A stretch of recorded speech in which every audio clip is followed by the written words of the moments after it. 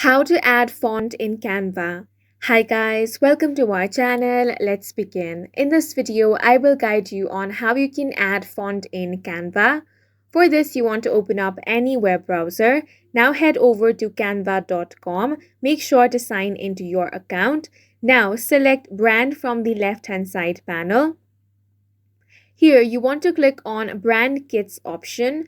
Now to add font, you have to subscribe to Canva Pro. For this, click on Try It for Free option over here. You can select either yearly or monthly plan, then follow the on-screen instructions. Now, once you have been subscribed to Canva Pro, click on Brand Kits again. Now, you want to scroll down. Here, find the option of Fonts.